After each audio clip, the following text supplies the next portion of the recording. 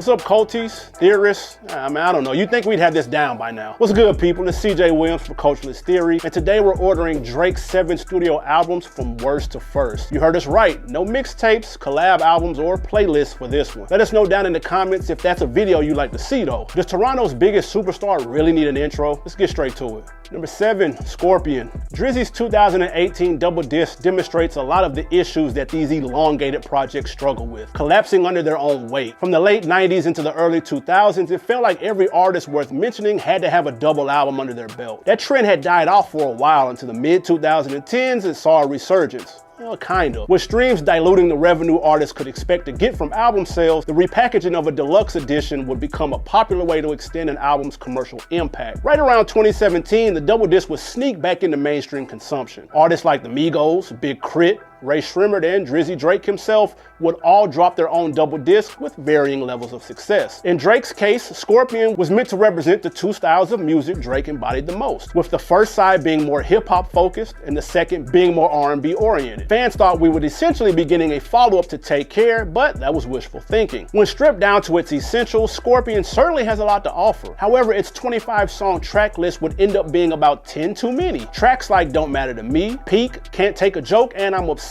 drag the album's 90-minute runtime into the ground, with the former containing a criminally exploited posthumous verse from the King of Pop. Come on, Aubrey, we're not getting any more MJ vocals. We gotta make the ones we do get count. We know Honestly Nevermind wasn't received well either, with a lot of fans calling it his worst album, but honestly, it holds up better as a body of work. Scorpion's strongest argument has to be its impact, with God's Plan experiencing immense commercial success, being his first single to go diamond, and one of 3 on the album to top the charts. Nice for What and In My Feelings would catapult the Canadian superstar into a different stratosphere of household recognition. But outside of those singles and an album cut or two, the album sees a significant drop in replay value. When's the last time you caught yourself listening to joints like Summer Games, Survival, Blue Tent, or Talk Up? We think the intended fusion of hip-hop and R&B would have resulted in a better project had it been blended rather than 2 standalone discs. Drake's 5th studio album would amass 5 Grammy nominations, securing a win for Best Rap Song with God's Plan. A few things to mention: we get some highly underrated DJ Premier production on Sandra's Rose, Drake's ode to his mom and her influence on his life. Emotionless would be Drizzy's official acknowledgement of his son Adonis after his highly publicized feud with Pusha T, and In My Feelings would see a newly ignited chapter in Drake's beef with Kanye. While this release would mark a streak of critical underperformance, it would see Drake enjoying the most commercial success of his career. That private 767 ain't gonna fuel itself. Number 6, Honestly Nevermind. With no preceding singles or advance notice, Drake's 7th studio album caught everyone off guard. No sooner when it dropped did it trend for all the wrong reasons. We certainly admire his consistency and ability to step out of his comfort zone. But was anybody asking for a Drake dance record? Heavily influenced by house and Baltimore club music, shout out to our family in the 410, Honestly Nevermind is honestly repetitive. We had a tough time differentiating between the end of one song and the beginning of another. While that compatibility would get high praise from us on other records, here it just feels predictable and derivative. Drizzy's auto-tune saturated vocals, generic production, and lackluster rollout amounted to just 204,000 first-week unit sales, the lowest of any of his studio albums. Luckily, despite the album's many shortcomings, there are redeemable qualities to appreciate. Jimmy Crooks housing the album's soul feature would top the Hot 100, becoming Drake's 11th and 21st second track to do so. The music video served as the official announcement to the pair's upcoming album, Her Loss. Additionally, tracks like Falling Back, Calling My Name, and The Keeper all caught our ear, reminiscent of a more life-level performance. Being so far removed from his traditional style, it's hard to objectively rank this one in the catalog. However, we think the last-minute announcement, coupled with the realization that it was a dance album, set this one up for failure out the gate. We've seen the Canadian-born rapper turned pop star incorporate many genres before, usually centering them around a hip-hop or R&B sound, leaving us to believe that the failure with this project could primarily be attributed to his lack of versatility. Scorpion was too long and divided. Honestly Nevermind was too haphazard and one-dimensional. Damned if you do, damned if you don't. We think this just speaks to the pattern of Drake's otherworldly success, his 1 in a billion crossover ability. Obviously, we'll touch on this more later, but when you look at some of his best projects, what do they all have in common? They're well-rounded and highlight Drake's skill in weaving together various elements of music. We hope more artists take cues from Drake on this one. After all, hip-hop flourishes the most when it can branch out and reinvent itself. It's never been a genre for the conventional. We just hope the mixed reactions to this project encourage artists to focus on the quality of said excursions into the unknown, because if Drake had done some more fine-tuning on this one, it could have easily moved up a spot or two in these rankings. Before we get to our top 5, let us know what's your favorite non-album Drake project. Is it If You're Reading This, Her Loss, or What a Time to Be Alive? Man, it's tough not adding those to the list. Maybe you'll see that one coming soon in the future.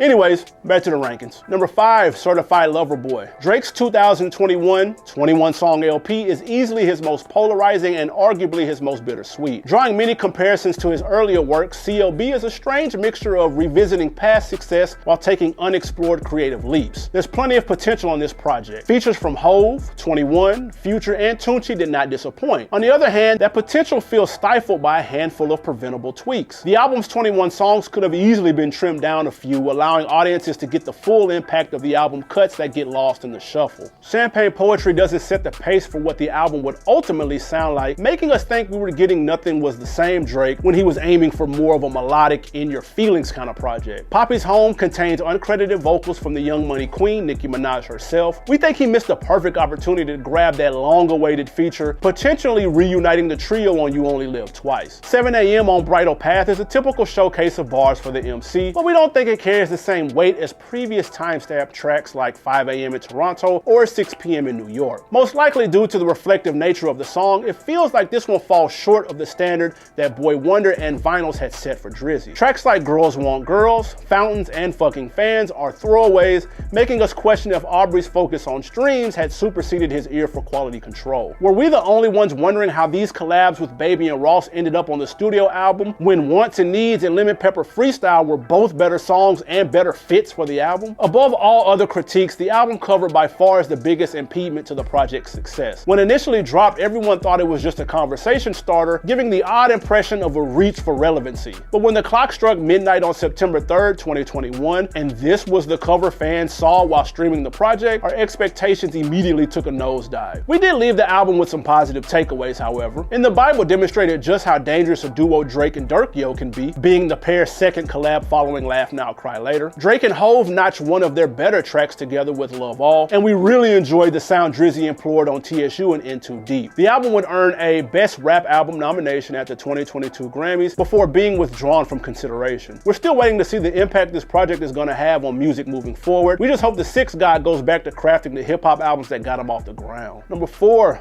Thank Me Later. Steeped in a hunger and humility that we'll never hear from Aubrey again, Thank Me Later is the blueprint for a 2010s debut album done right. Mixed with the newcomer's ambition and the limitless resources of a big label backing, Drizzy's first studio LP plays out like a diary, spilling the rapper's thoughts on fame, fortune, and the potential fallout his success could have on his relationships. Throughout his career, we've seen Drake be hesitant to embrace the roles the industry expects from him, most often claiming to be a rookie and vet all at once. This project sees him straddling the fence between being a self-labeled backpack rapper while enjoying industry plant levels of success. If you tapped in with his mixtapes, then you would know Drizzy is certainly a student of the game, spitting over Dilla beats, grabbing Bun B features, and incorporating flows of legends like Ye and Tunechi. We just find the underground route to be slightly exaggerated. How many backpack rappers do you know that got Alicia Keys to open their album? There's a lot to love about this record, and there's an authenticity to Drake's pen that we've been looking for in his music ever since. Features on this one include Lil Wayne, T.I., Nicki, Jay, and Jeezy,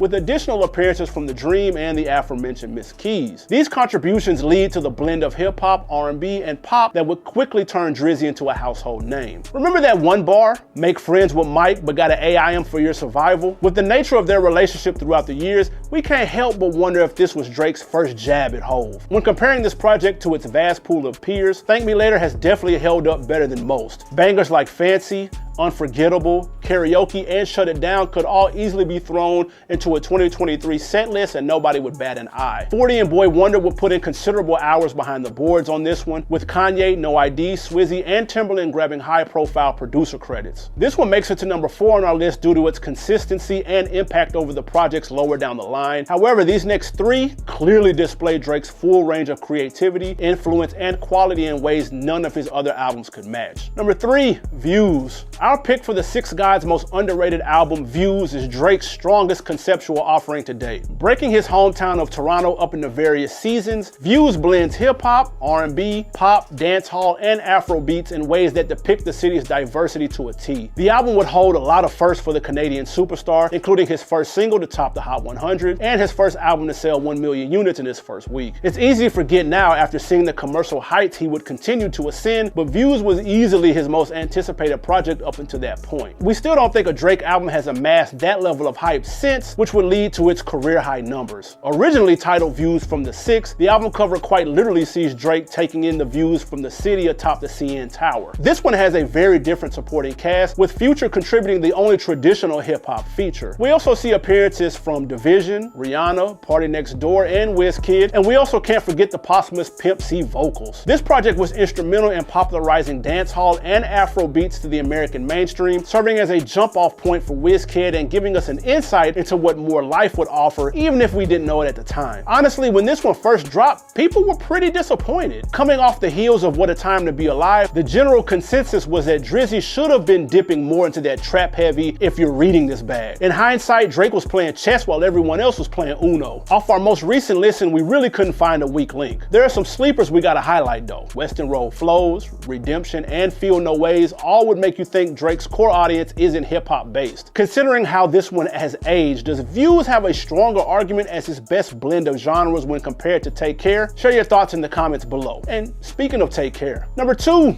Take Care. Yeah, we put Drake's sophomore studio LP at the runner-up spot. Trust and believe this was not an easy decision. But while we acknowledge its unparalleled impact and prominence when discussing his discography, the album just isn't as cohesive and collective as its successor. Coming into ranking these albums, this was definitely our favorite for the top spot, but there's just a loose end or two here or there that we can't overlook. Obviously, Birdman shouldn't have been featured for a second on any album that's trying to take itself seriously, with all due respect, but We'll Be Fine deals with its own problems before he even jumps on the track. If we're keeping it a stack, a few of the hip-hop joints on here kind of fell flat when looking back over a decade later. I mean, Headlines, Make Me Proud, and Hell Yeah Fucking Right all went crazy back in 2011 for sure, but we haven't consistently heard them in rotation in years. The vocals on this one can be pretty underwhelming too, given the album's emphasized R&B undertones. Despite these flaws, we think the album houses some of Champagne Papi's best material. Over My Dead Body is easily a top 3 Drake intro, and we're not just talking solo albums either. Crew Love, Lord Knows, with impeccable Just Blaze production by the way, Cameras, Good Ones Go interlude, it's no question why this would secure Drake's only Grammy for Best Rap Album. Look What You've Done is in our top 2 for sure, with the position switching on any given day. And do we even need to mention Marvin's Room? Yeah, of course we do. And yes, the Dirty Mac and Drake had going on was nasty, but that shit slapped though. There's been some back and forth on how much of the project The Weeknd contributed towards, with Abel claiming to have basically given Drake half the album. He grabs writing credits on 5 of the album's 18 songs, so while we're a little sketchy on the specifics, we're certainly pleased with the final product. Where else in music history have we ever seen a project get an Andre 3000 feature and a Stevie Wonder appearance? The album would surpass its predecessor both critically and commercially, serving as a benchmark of his impact and success throughout his career. Ultimately, while we understand if this was at the top of your rankings, we think the follow-up to his melodic, atmospheric R&B breakthrough was showing an even greater leap in artistry and sound. Number 1, Nothing Was the Same. Once we heard Drake spazzing for 6 minutes straight on Tuscan Leather, we knew this album was gonna be a scorcher. Coming in just shy of an hour, Drizzy's third studio LP is condensed to 13 songs, with each one packed full of cocky self-assurance, melancholy introspection, or a mixture of both. As an MC, this is definitely Drake at the peak of his powers. Wu-Tang Forever, Worst Behavior, and Pound Cake all solidify Aubrey's ambitions for the crown. He even said it himself on 6 p.m. in New York. Why do you think I got my head in the clouds on my last album cover? Nothing Was the Same isn't some ambiguously hard to decipher statement. It's a declaration of a shift in music for every generation that succeeds it. Received to slightly better reviews than Take Care, Nothing Was the Same would also slightly outpace its predecessor. Granted, Take Care leaked 9 days early, but still. The production on this joint is also criminally underrated. Drizzy wasn't lying when he said 40 was looking like Scorsese on this one. Mike Zombie, Boy Wonder, and Detail all added all-star performances on their own as well. After her feature on From Time, we'd really see Jhené Aiko start to take off, and deservedly so. Again, we don't know why Birdman got any vocals on the project, but at least this was an uncredited appearance, if that makes a difference. The album would snag another Grammy nomination for Best Rap Album, controversially losing to The Heist by Macklemore and Ryan Lewis. We're working on a When the Grammys Got It Wrong list, and hey, spoiler alert, that one will be on it. As of 2018, Nothing Was the Same is currently quadruple platinum, which is surprisingly misleading when you see how many of his albums sold more units. When it comes down to the difference between first and second in our rankings, we can't help but appreciate the structural and conceptual maturity of this album and how well it's aged. Not only does it house his best intro and outro, but it balances his hit-making and songwriting prowess better than any of his other projects. We don't know if it was the Grammy snubs or fallout from ghostwriting accusations, but it's safe to say Drake just doesn't make albums like this anymore. Drizzy, if you're watching, it's not too late. Keep cooking, bro. Culturalist, that's it for this one. Let us know down in the comments who you want to see next, and make sure to subscribe if you haven't already. Turn on those notifications too, man, so you don't miss a list. Get ready to crank this output up for the summer, dog. It's gonna be more than just Tuesdays. Also, hit that super thanks button if you got good taste in music. One more thing, if you made it to the end, let us know who you want to see Drake drop a collab project with. Weezy, The Weeknd, Chris Brown, whoever. Until the next time, it's your man CJ Williams. I'm out.